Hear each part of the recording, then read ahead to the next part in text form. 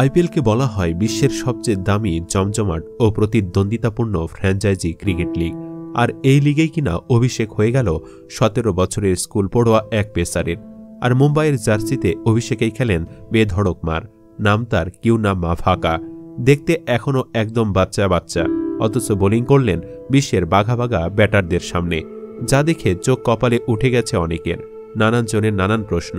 কে এই ছেলে, কোথা থেকে এলো, কিভাবে এলো? চলুন একটু খুলে বলা যাক।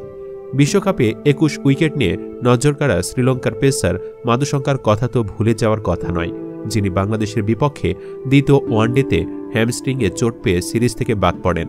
তারপর এবারের আইপিএল থেকে ছিটকে যান এই পেসার। আর তারই বদলি হিসেবেই কিউনা মাফাকাকে দলে ভেড়ায় মুম্বাই ইন্ডিয়ান্স। তারই অভিষেক হয়ে গেল বুধবার হায়দরাবাদের বিপক্ষে।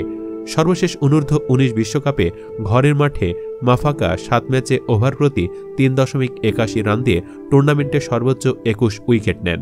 ৭ ম্যাচের মধ্যে ৩ বার পান ইনিংসে ৫ উইকেট, ৩ বার হন ম্যাচ সেরা। টুর্নামেন্টের সেরা খেলোয়াড়ও নির্বাচিত হন মাফাকা। দুর্দান্ত পারফর্ম ছাড়াও নিজেকে বুমরাহ দাবি করে আলোচনায় এসেছিলেন তিনি। তবে সেমিফাইনালে ভারতের বিপক্ষে হেরে বিদায় নেয় তার দল দক্ষিণ আফ্রিকা। বিশ্বকাপ ফাইনালের পর আইপিএল অভিষেকটাও ভালো হয়নি মাফাকার। এদিন ইনিংসের শুরুতেই তার হাতে বল তুলে দিয়েছিল হার্দিক পান্ডিয়া। প্রথম ওভারটা বেশ ভালোই করেছিলেন, মাত্র এক বাউন্ডারিতে খরচ করেন ৭ রান। তবে ইনিংসে তৃতীয় ওভার ও নিজে দ্বিতীয় ওভারেই খান ২৩ রান।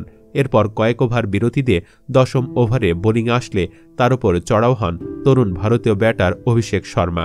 ২-৪ ও ২ ছক্কায় সেই ওভারে খরচ করেন ২০ রান।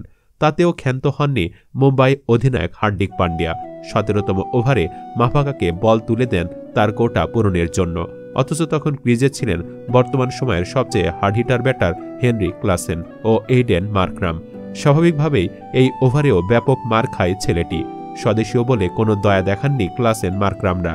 ওই ওভারে ২৪ সহ ৪ ওভারে ৭০ রানে নিজের কোটা শেষ করে মাফাকা। তাতেই অনেকে বলাবলি শুরু করেছেন জুনিয়র দলে ভালো করেছে বলে সরাসরি আইপিএলে নামিয়ে দেওয়া ঠিক হয়নি, যদিও এদিন বাকিরাও খেয়েছেন বেধড়ক পিটুনি। মাফাকাকে ভিত্তিমূল্য ৫০ লাখ রুপিতে কেনার সময় অবশ্য কেউ সমালোচনা করেনি, কারণ অনেকে ভেবেছিল কিনলেও তাকে ম্যাচ খেলানো হবে না, কারণ মুম্বাই এমন একটা ফ্র্যাঞ্চাইজি যারা তরুণদের কিনে রেখে তৈরি করে। তবে মাফাকার বেলায় যেন একটু দ্রুতই অভিষেক ঘটে গেল। যে ছেলেটা এখন স্কুলে থাকার কথা, তাকে ড্রেসিং রুমে রাখা অবধি ঠিক ছিল, তবে মাঠে নামিয়ে দেওয়া মানতে পারছেন না অনেকেই। এ নিয়ে সামাজিক যোগাযোগ মাধ্যমে অনেকেই মুম্বাইয়ের সমালোচনায় মেতেছেন।